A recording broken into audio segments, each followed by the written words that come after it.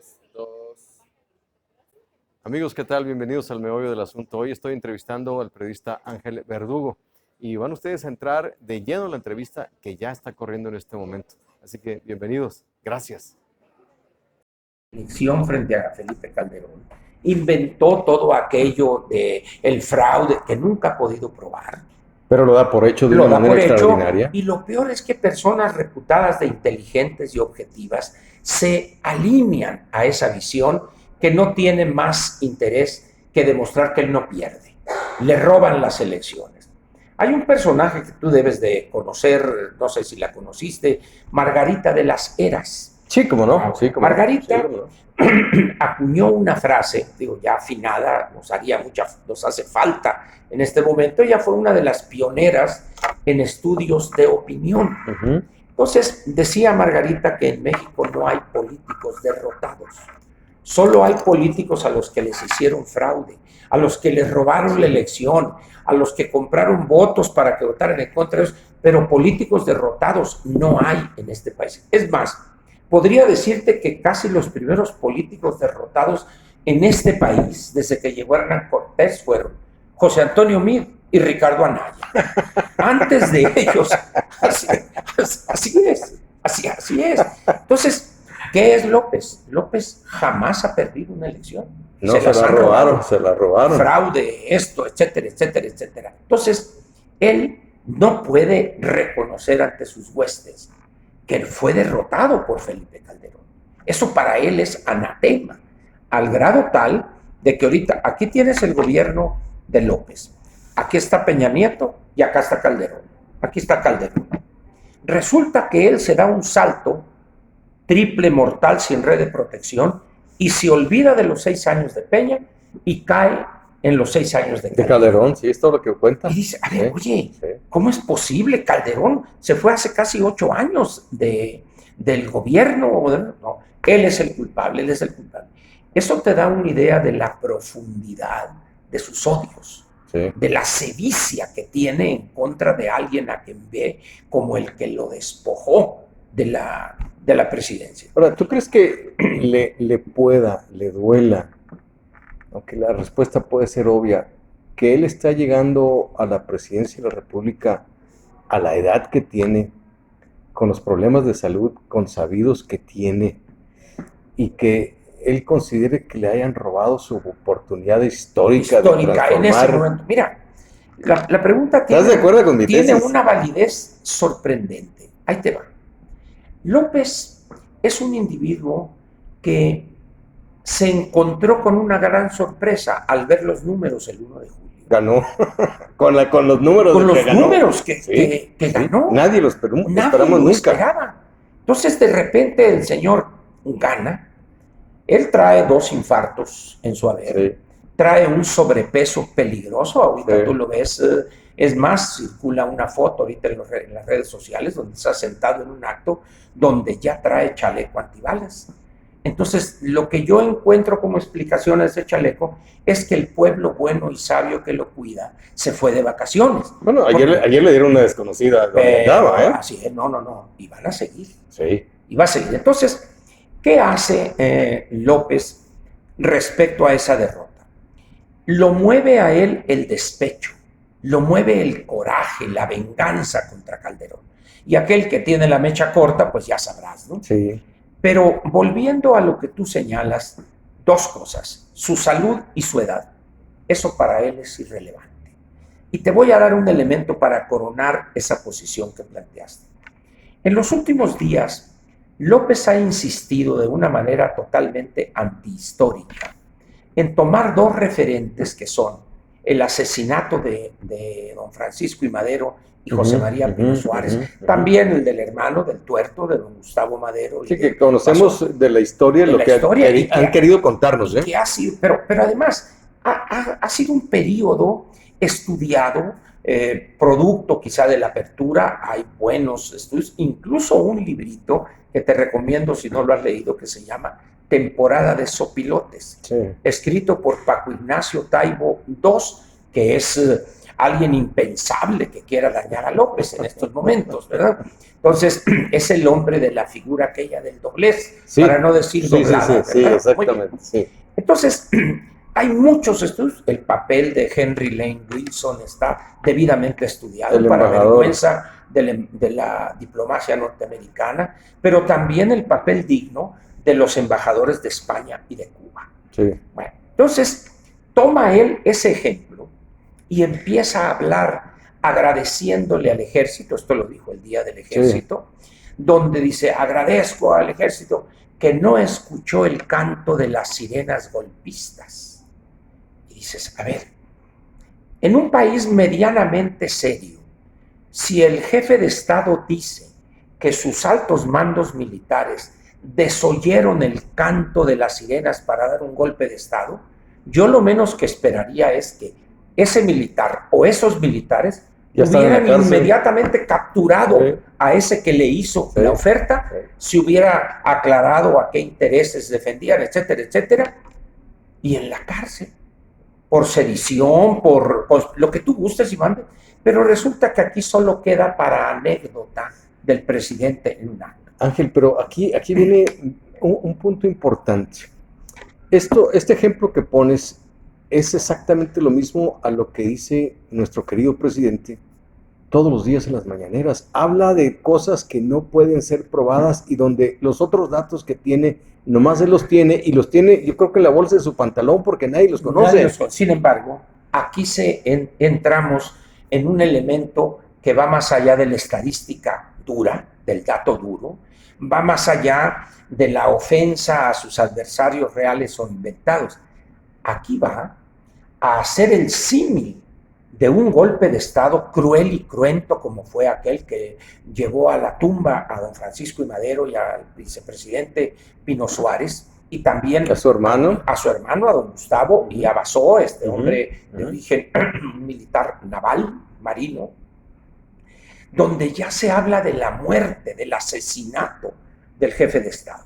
Pero eso lo corona él con algo más reciente, el golpe de Estado en Chile, y dice que los cacerolazos de China se equiparan con el movimiento de las mujeres hoy, y dice que eso prácticamente deja ver que estos grupos de mujeres, organizadas o no, se están aliando con esos intentos golpistas para derrocar al gobierno establecido. Ahora, qué bueno que mencionas esto porque es lo más reciente que tenemos, la marcha del 09 de marzo, ¿no? Así es, ya ahora, en una semana y 3 días. El próximo fin de semana, este lunes que viene al otro. Entonces, Ángel, esta marcha que mañosamente nuestro querido presidente, lo digo esto siempre entrecomillado, ¿verdad?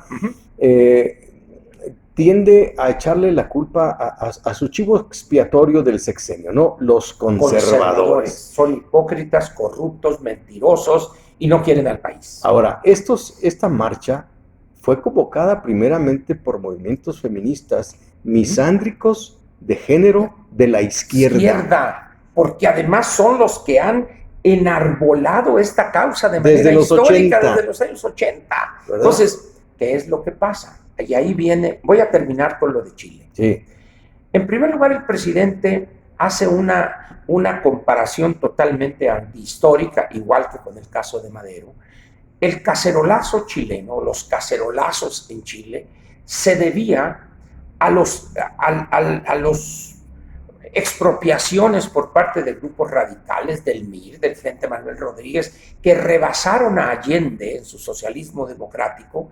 Y producto de esa situación, al no saber manejar esas fábricas, al fijar los precios oficiales por debajo de su costo de producción, desaparecieron los productos básicos, esenciales.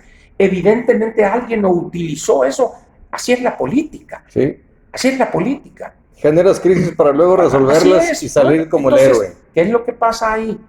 Allende se suicida, producto del clásico golpe de Estado militar, asusado otra vez por la CIA, por agencias de inteligencia norteamericanas. Pero hay un común denominador en esos dos casos. Primero, el asesinato de Madero, y segundo, el suicidio, orillado al suicidio por dignidad política de Allende. ¿Acaso lo que el presidente me está diciendo a mí como ciudadano es que quiere morir como mártir. Es que quiere inmolarse en aras de ofrendar su vida al pueblo ¿tú mexicano. lo dudas? No, no lo dudo, Yo no. pero lo pregunto. Sí. Es decir, el hombre se ha impersonificado en un mártir. Bueno, ¿recuerdas que eso es lo que estuvo buscando en el sexenio de a quien yo llamo el Memo? Te digo quién es el Memo. El presidente Vicente Fox le llamé Memo por las memeses.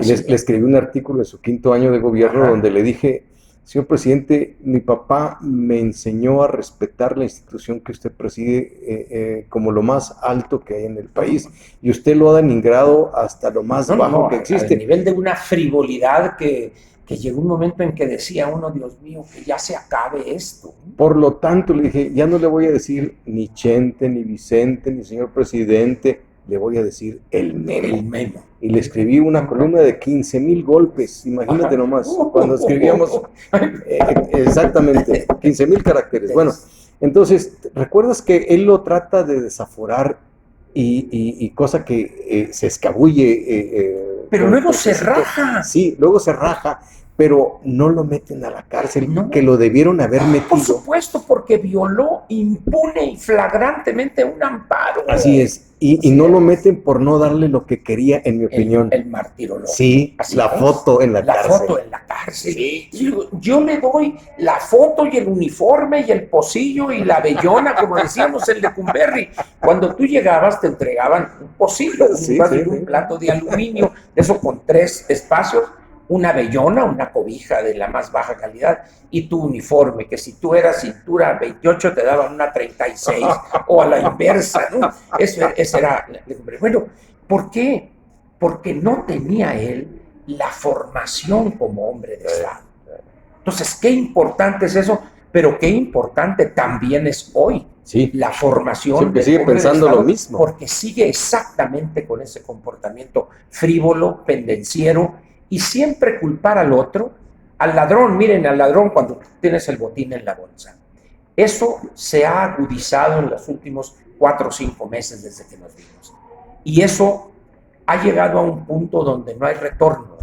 Mira, ahorita nosotros estamos ante un fenómeno pocas veces visto en economía alguna de esta magnitud. Alguien que recibe una economía creciendo 2.1%, 2.1 puntos del PIB en el 2018, y se chupa ese 2.1 y todavía baja una décima. 0.04. Se chupó más de 2 puntos del PIB en 12 meses. Y este año va exactamente por el mismo camino. Hay un decrecimiento marcadísimo. No. Lo sabe ya el país, ya es obvio para mucha gente del país. No hay inversiones, no hay construcción, bueno, no hay economía, no hay circulante en la calle. Bueno, ahora, ¿qué es lo que...? Mira, para los que son especialistas en esto de economía o teoría del desarrollo, etcétera, las economías tienen 3 periodos muy fácilmente detectables. O están en su fase recesiva, o están en la fase de estancamiento, o están en la fase expansiva. No hay más. Bueno, dice la teoría que cuando tú estás en una fase expansiva, debes cuidar que no se caliente la economía. Es decir, que el crecimiento vaya acorde a lo que estás generando. O sea, que acorde con eso, y que tengas la infraestructura, que tengas mano de obra, para que no generes presiones indeseables. Por eso viene la política monetaria, sube la tasa de interés, etcétera. Pero vayámonos al otro extremo. Cuando tú tienes una economía en estancamiento o en recesión, lo peor que puedes hacer tú es tomar dinero y lanzarlo a dárselo con dádivas, subsidios, etcétera, sin control alguno, pero a actividades que no te van a repercutir. Duele decirlo. Sí, la gente está en condiciones así, asado, pero es obligación del jefe de Estado tomar decisiones impopulares y dolorosas. Y esos 400, 500 mil millones de pesos que estamos desperdiciando, despilfarrando, deberían estar siendo traducidas en carreteras, puentes, plantas de tratamiento de aguas, potabilizadoras, modernización de aeropuertos, mejorar el servicio de salud pública, mejorar la educación, es decir, sentar las bases para que la economía salga de ese periodo de estancamiento o, viniendo del 2.1, crezca todavía más para en 2-3 años de crecimiento sostenido. Entonces tú captas recursos y de manera sana puedes darle a esos millones de mexicanos un apoyo. Es lo que se llama el desarrollo, que tiene que venir primero antes de que llegue el bienestar. El crecimiento. ¿Sí? Crecimiento antes de que venga el desarrollo y el bienestar. Sí, porque no puedes tener bienestar si no tienes ese crecimiento. Dicho de otra manera, nadie puede repartir riqueza que no sea creada. Así es. Y ese es el gran problema que tenemos. Y el hombre, en vez de reconocer su equívoco, su ignorancia, su incapacidad analítica para entender eso que expliqué de manera tan sencilla y burda, quizá, no lo entiende. Y sigue montado en su macho. Vamos bien, y la violencia, estamos atacando las Bueno, causas. pero yo te saqué del tema cuando estabas con el asesinato de Gustavo Madero. No. Bueno. ¿Qué es lo que quiero decir ahí? Cuando tú estás en un país como el nuestro, que es una economía abierta, que no lo era Chile en aquel entonces. Déjame aclarar esto para quienes escuchan el término y no lo entienden. Una economía abierta es la que haces negocios con todo el mundo. Con todo el mundo, flujo de capitales e ir y vuelta, y te incorporas a la globalidad. Lo que tuvimos de López Portillo para acá, con ciertas comillas que hay que ponerle ahí. Pero lo que está tratando de hacer es cerrar la economía, o sea que el Estado regule todo lo que se hace en la economía. Fijar condiciones, precios, abasto, y aislarnos del mundo. Y el problema con esto es que los gobiernos o el Estado no tienen ni las características, ni su función ni misión el meterse a regular mercados. Y ahí te va otra cosa todavía más grave. Cuando nos incorporamos, que nos abrimos, y luego nos incorporamos al Telecán, México debió modificar un conjunto grande de leyes que databan de 100 años antes, sí, porque para poder estar a la altura de dos sistemas jurídicos modernos, como es el de Canadá y es el de los Estados Unidos. Que nos llevan una ventaja tremenda. Entonces, en economías abiertas. Por esa razón tenemos un comercio dinámico, con una oferta variada, como dices tú, de cualquier parte del mundo encuentras lo que quieras, y sectores como el automotriz, por ejemplo, el sector del automóvil, tienes tú otras áreas de finanzas, etcétera, que aprovecharon ese nuevo ambiente y han tenido éxito. Y dirás tú, bueno, Ángel, ¿y lo demás por qué no? Porque Salinas no quiso abrir el campo, no le quiso entrar a modificar el artículo 27 realmente, no quiso entrar a las rigideces del mercado laboral, que era la base política que daba. Que fue un error que hizo de Salinas. Totalmente. Si ya estábamos haciendo lo peor, lo más difícil, vamos a decir, ¿por qué no hiciste lo otro? Era el pilón, pues. Sí. Otra situación privaría. Sí, porque no hubiera venido el retraso del campo, se hubieran quedado las fuentes de trabajo. Los mercados laborales serían mucho más ágiles. ¿Qué fue lo que hizo Singapur? Se abrió. Y por eso Singapur despegó como de la manera fenomenal. Y otros países, ve los expaíses de Europa Oriental ahorita. Sí. De repente, ¡zas! Y están creciendo en una forma increíble. Países que hace 60, 70 años estaban muy abajo de México. De ahorita. Corea, no te vayas muy lejos, Corea del Sur. Entonces, ahora, volviendo a esta cuestión del tema doméstico, ¿qué tenemos? Tenemos un gobernante, aparte de su incapacidad, de su ignorancia y su soberbia, ¿verdad? Y su odio social, su envidia social, es un hombre que solamente se concibe como mártir.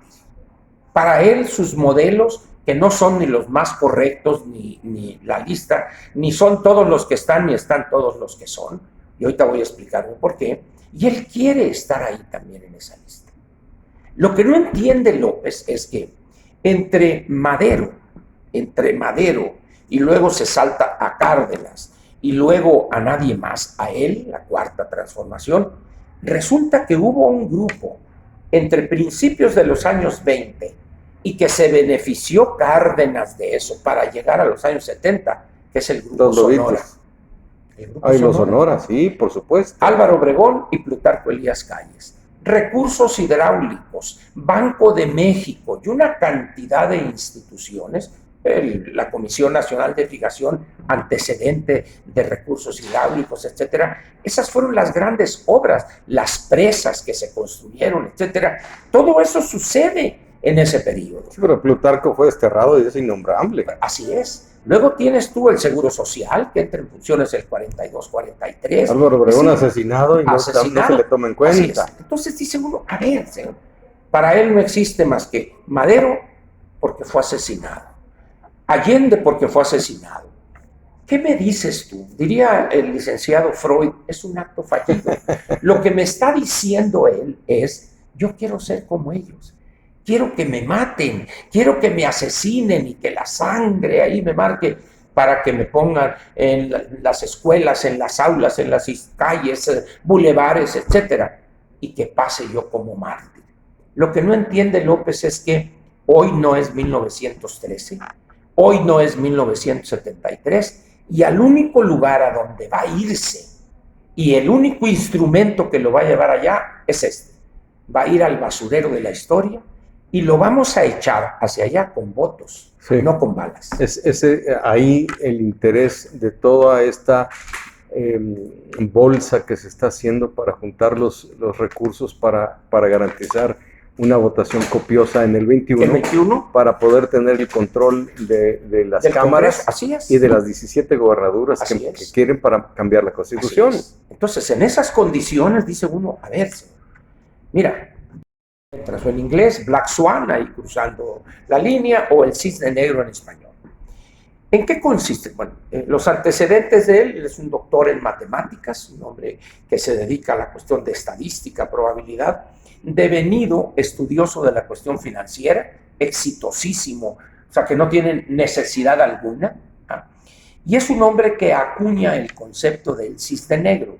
Como sabes, todavía hasta hace no mucho tiempo pensábamos que todos los cisnes eran blancos.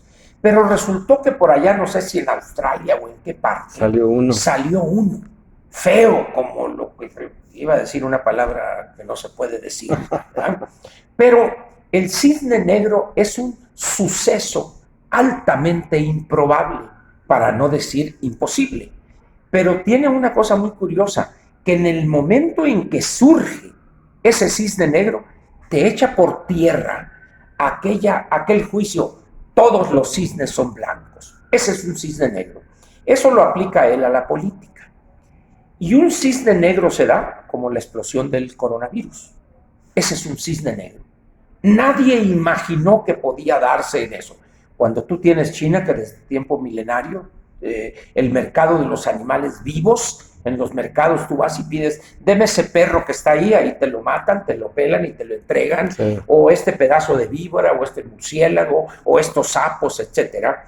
Y es evidente que con la complejidad, vamos a decir, virológica en que estamos, ese paso de animal con algunos virus nuevos o algunas combinaciones o mutaciones al humano es muy fácil. Ya China ha dado ejemplo, ¿te acuerdas? La fiebre, la gripe aviar, etcétera. Prácticamente han venido de ese país. Ahora, el gobierno central chino, por más que ha intentado prohibir eso, China es un país de 1.400 millones de habitantes, donde en muchas cosas el gobierno central no domina los gobiernos provinciales o municipales. Sí, siguen siendo regionalistas. Exactamente. Entonces estalla esto y los agarra de sorpresa un cisne negro. México hoy, desde mi punto de vista, tiene un cisne negro que ha agarrado desprevenidos a este gobierno de pacotilla que tenemos, las protestas de las mujeres. Ese es muy importante porque es el primer hecho que marca una contrariedad abierta que nuestro querido presidente no puede controlar. Así es. Le es imposible controlarlo, pero hay algo más grave. Le es imposible entenderlo. Ve cómo lanza a sus huestes a desprestigiarlos, a defenestrarlos, a burlarse de ellos, lacayunos. Es que aquí yo comento en mi columna de esta mañana que tienen dos conceptos diferentes de lo que es el feminismo y de lo que es el machismo. Correcto. Para nuestro querido presidente, él dijo ayer, yo no soy machista porque yo promoví la cuota de género, que haya mitad y mitad. Estamos hablando de cosas radicalmente totalmente diferentes. Así es. Entonces, este movimiento feminista que fue arropado por nuestro querido presidente en el PRD, cuando estaba en la oposición. Exactamente, claro, transmutan con él a Morena. Ajá. Porque ambos dos, uno busca votos y otro busca posiciones de poder. Correcto. Y se han tolerado por lo mismo para poder lograr los votos y para poder lograr las posiciones de poder, cosa que llegaron, cosa que hicieron ambos dos. Pero hoy, como decimos en el norte, se le volteó el chirrión por el palito. Y surge un movimiento donde posee causas más que justificadas. El trato a la mujer en este país es algo que nos viene profundamente en la historia y la cultura. Pero ¿qué es lo que sucede ahí, Daniel? Mira, y esto, por desgracia, o sea, prácticamente nadie lo ha mencionado. Tú tomas a la mujer mexicana 1970. Y cuando tú te ubicas en 1970, encuentras un hecho curioso. La mujer mexicana tenía 6.7 hijos por mujer en 1970. Sí. Datos censales. Sí. No había terminado la inmensa mayoría de ellos la primaria. Pero pasan los años.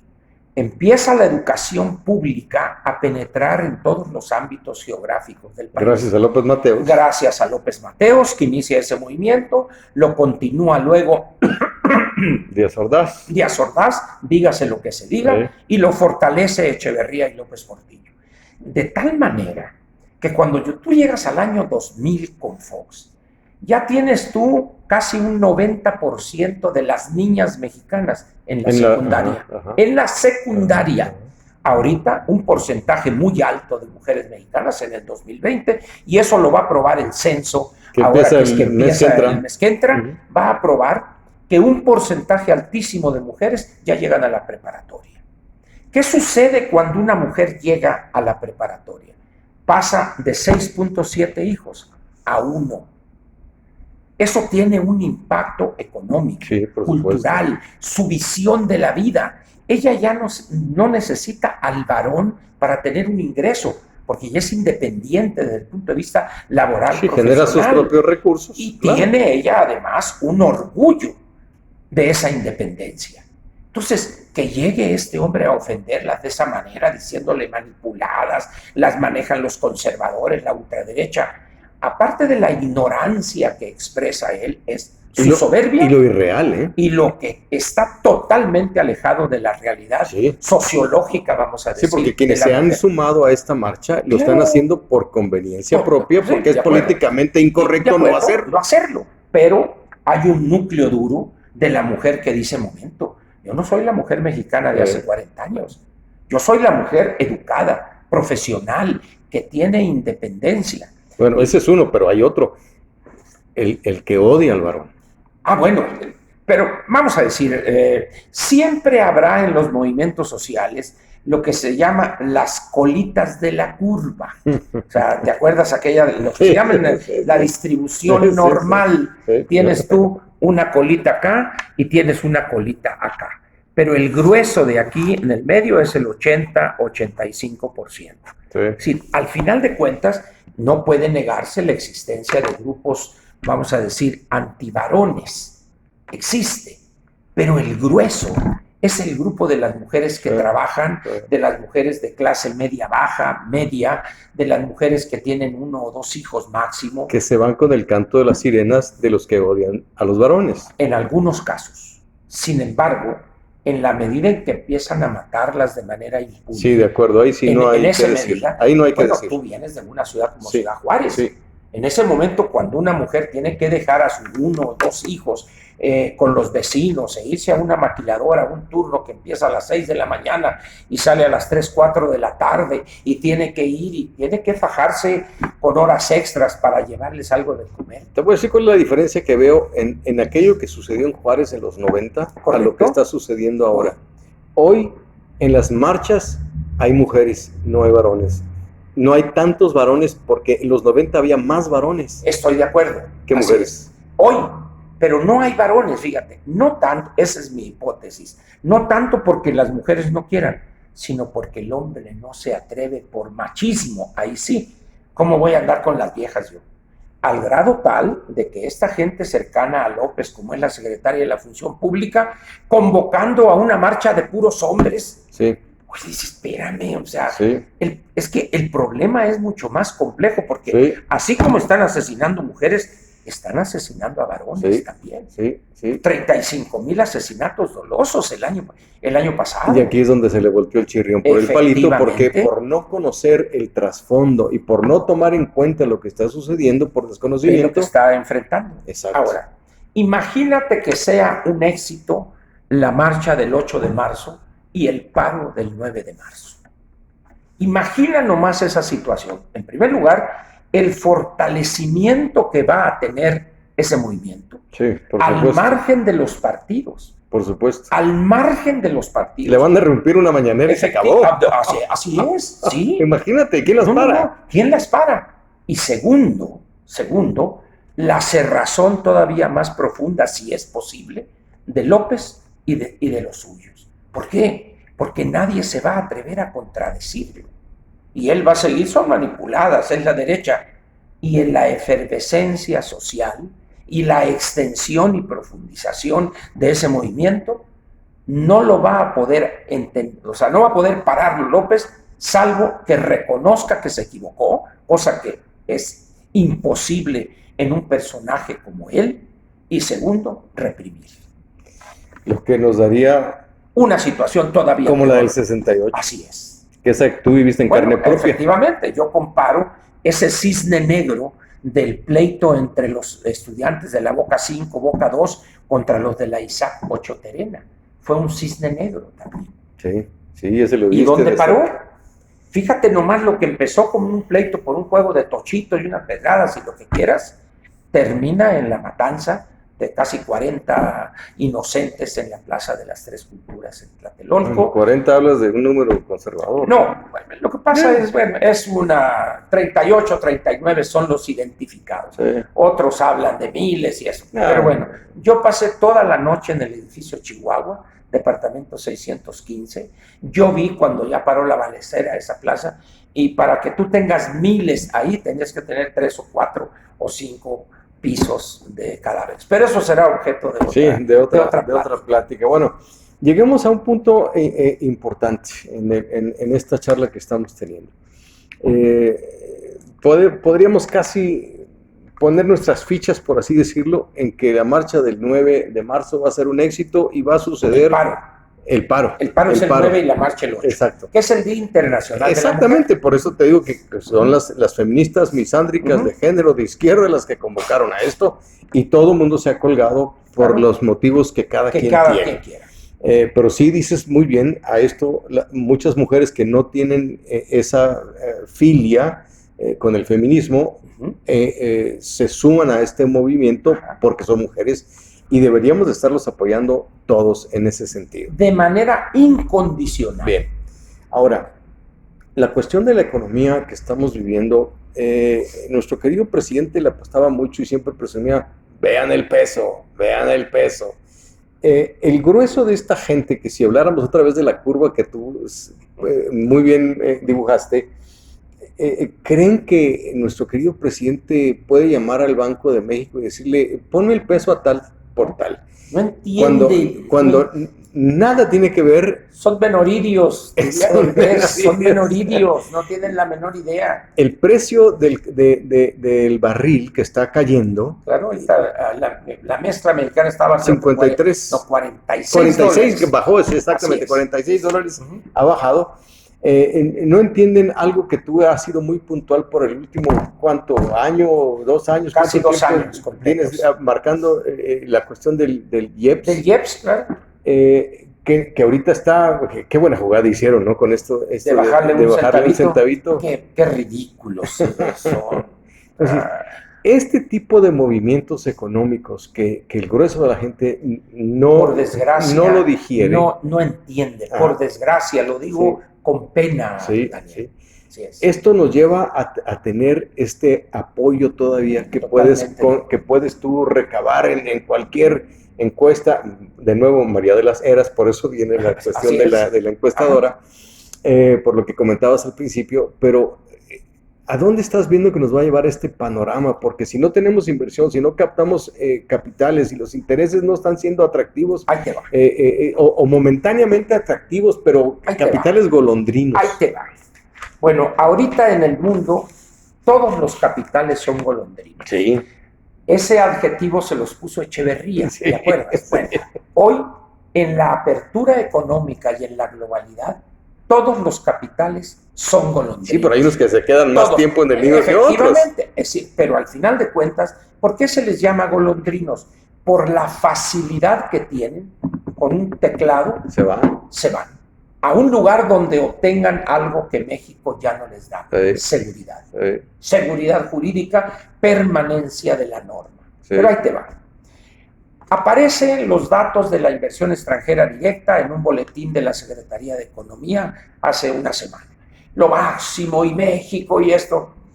Los que seguimos ese dato de una manera sistemática y correcta, decimos, vamos a esperar el dato de la balanza de pagos de Banco de México. ¿Por qué? Porque en economía tú mezclas peras con manzanas. La inversión, vamos a decir, prometida y la inversión realizada. No, el Banco de México maneja inversión extranjera realizada, que es la buena. Prometer no empobrece, el dar es lo que aniquila.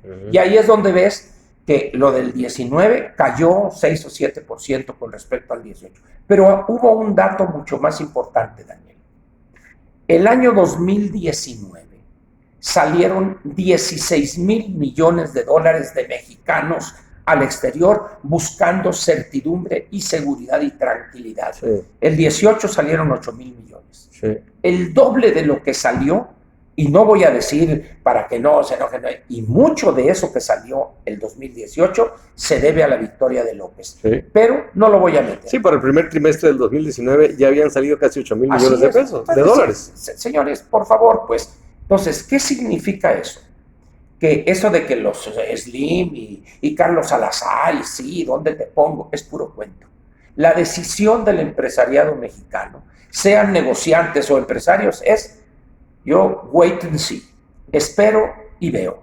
Mientras tanto me llevo mi dinero a Chile, a Brasil, sí, o a Estados Unidos y Canadá. Punto. Sí, porque el hecho de que salgan contigo en una foto no quiere decir que hay un compromiso firmado. Segundo elemento. El presidente está aferrado, montado en su macho, en seguir gastando $500 million de pesos, 400,000, 500,000 millones de pesos a programas clientelares electoreros. Sí. Eso te impide llevar medicinas, mejorar la atención, la educación, etcétera, etcétera, etcétera. Y eso lo va a repetir el 2021. Ahorita andan loquitos el subsecretario Llorio y este sedicente secretario de Hacienda, la reforma fiscal, y vamos a encontrar, en el momento en que López se levante de malas, no va a decir nada de reforma fiscal, punto. Así de sencillo.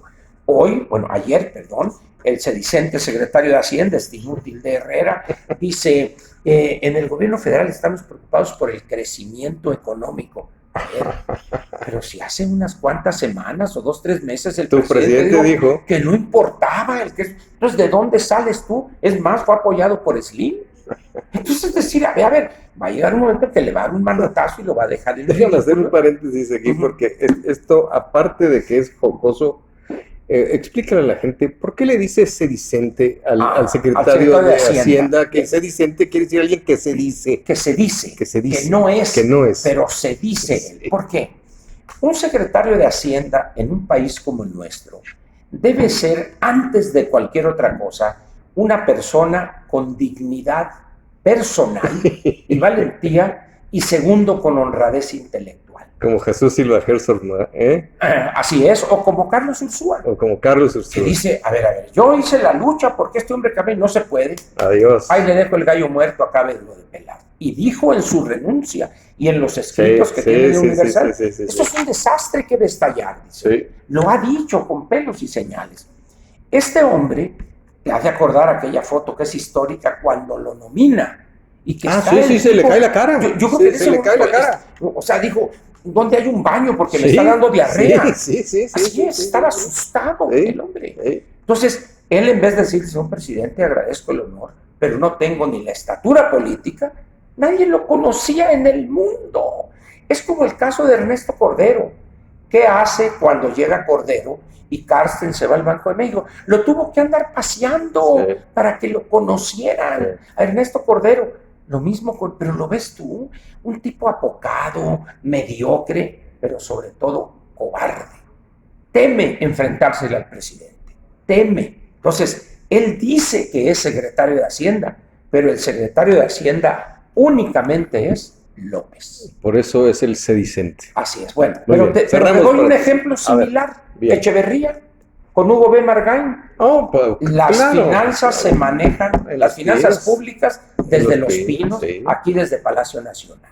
Por eso digo sedicente secretario de Hacienda. Muy bien, ya la gente que te escucha diariamente decirle sedicente. Sedicente ya sabe a qué se debe. Por qué se debe. Bueno, entonces, tenemos entonces esta situación donde Hacienda tiene un sedicente, la secretaria de Economía tampoco. No, ella puro mole artesanal, puro mole artesanal, la pobrecita. La verdad es que yo la he felicitado porque aprendió a comprar ropa a su medida. Sí, porque qué papelón, qué papel en Washington, con el zipper bajado, le pusieron Lady Bragueta. Lady Bragueta. Ahora, es una doctora en historia económica.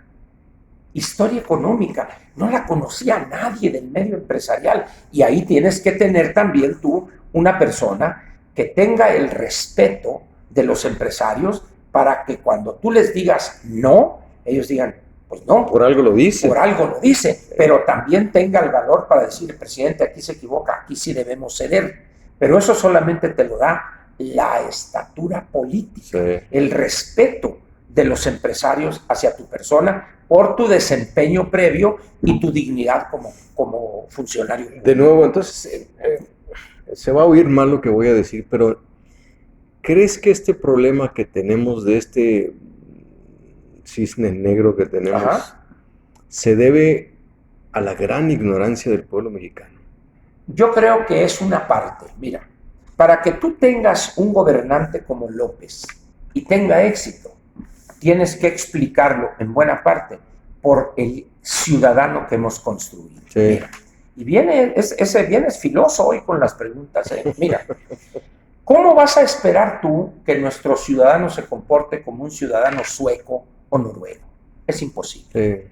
Este ciudadano que vota de manera inercial, lo empezamos a construir el 4 de marzo de 1929. Con el cambio. Con el PRN. Y de ahí seguimos y Cárdenas llega y toma pintura, cine, literatura, movimientos de cooptación del PNR y cambia a PRM y le da forma a ese corpus ideológico, sociológico del nacionalismo revolucionario.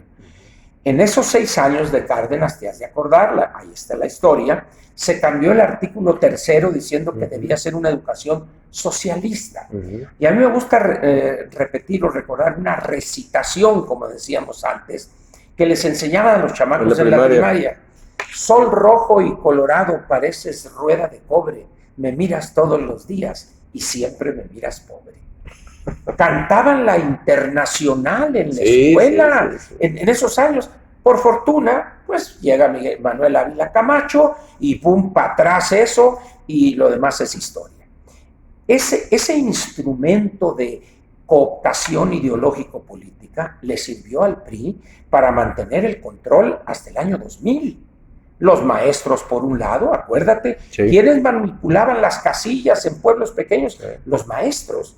Entonces, ¿qué es lo que sucede? Que llega un momento en que se harta el pueblo y dice, se van muy lejos y pierden la presidencia de la República el año 2000. Pero ese ciudadano sigue todavía con esa mentalidad. Yo les llamo que nuestro ciudadano es la mano más rápida del oeste. En las películas del oeste, ¿te acuerdas? El muchacho sacaba la pistola y mataba a 20 con 6 tiros. Bueno, aquí el ciudadano mexicano y levanta la mano y la pone para que le des. Fue educado él para no protestar. Acuérdate de don Fidel Velázquez, no hagan olas. No hagan olas. El que se mueve no sale en la foto. Sí. Te va a llegar tu oportunidad. Sí. Entonces, bueno, no fue esta vez, Daniel, hombre, pero espérate, mira, vamos a conseguirte un programita, dame chance que hable con el secretario. Y tú te conformabas. Y así, hasta que llega un momento en que eso no alcanza. Es a lo que estamos llegando ahorita. Pero mientras tanto, esta masa ignorante, por desgracia, que ha renunciado, ha abdicado de su capacidad analítica y crítica, producto de la enseñanza histórica que ha recibido, se ha beneficiado. Entonces tenemos un elector o un ciudadano crítico, analítico, que tenga conciencia cívica de qué significa ser ciudadano. Sí. Eso es nuestro problema. Entonces, ¿qué pasa con López? Se aprovecha de ese ciudadano y le hace tragar ruedas de molino. Tú ahorita ves una cosa que es increíble e imposible de procesar. Resulta que los más perjudicados son los que de manera más ferviente y ciega votaron por López. Sí. Así es. Sí. Bueno, ve las universidades públicas, en la UNAM, etcétera. Ve cómo los está tratando. Y les va a seguir recortando. Y quiere tumbar a Graue. ¿Por qué? Porque cuando estaba el periodo de transición entre la elección y la toma de posesión, no va a haber exámenes de admisión y todos tienen que entrar. Y Graue se le apantera y dice, no, la UNAM no va a reducir sus niveles estrictos de académicos para entrar a la universidad. Bueno, nomás porque lo nombraste, pero será otra fobia que tenga nuestro querido presidente, claro, por todo lo que le pasó en la universidad. Así es, claro. Lo que, refuerza la hipótesis del presidente vengativo, con un odio social, con una envidia social que tiene al país dividido. Bueno, Ángel, soluciones. ¿Qué podemos hacer? ¿Qué esperas que haga el mexicano? ¿Tú crees que va a salir a votar el 2021 y, como dijiste, a votos lo vamos a quitar de ahí? Bien. Yo empiezo por el final. Yo no estaría muy convencido de que va a generarse un tsunami de votos en contra de López para el 21. Es muy pronto. Es muy pronto y sobre todo la división entre los partidos, lejos de disminuir, se está acrecentando. Sí. Los egos, voy a decir algo que quizá moleste a algunos, pero parecen argentinos. Tienen unos egos gigantescos, donde el pastelito se lo están todavía canibalizando a un grado que les va a tocar un gansito a cada uno. Pues, es decir, en vez de buscar unión, un frente único y decir, a ver, tenemos 300 distritos electorales, vamos a hacer una encuesta. Aquí el popular es Daniel Valles. Oye, pero él no tiene partido, no importa, pero él es el que dice en las encuestas que tiene posibilidades de ganar. Todos los partidos, la instrucción a sus militantes, por Daniel, y ponerle una recia al candidato opositor de Morena. Y así en los 300 distritos. Y en las 15 gubernaturas que estarán en juego, con sus respectivos congresos locales, hacer exactamente lo mismo. Pero imagínate aquel que va a decir, oye, no, si yo ya tengo acá y yo quiero esto y ya sabes, ¿no? Y la del Puebla, ese tipo de mezquindades es lo que podría hacer que no se lograre esto que está señalando en el 2021. Pero el agravamiento de la situación en cuanto a la carencia de recursos para el 2024 hará inevitable eso. Tengo la esperanza todavía del 2021, remota, debo decirlo. Te doy nomás un elemento. Probablemente sean 5 los nuevos partidos con registro condicionado. De los 5, 4 entregados a Morena.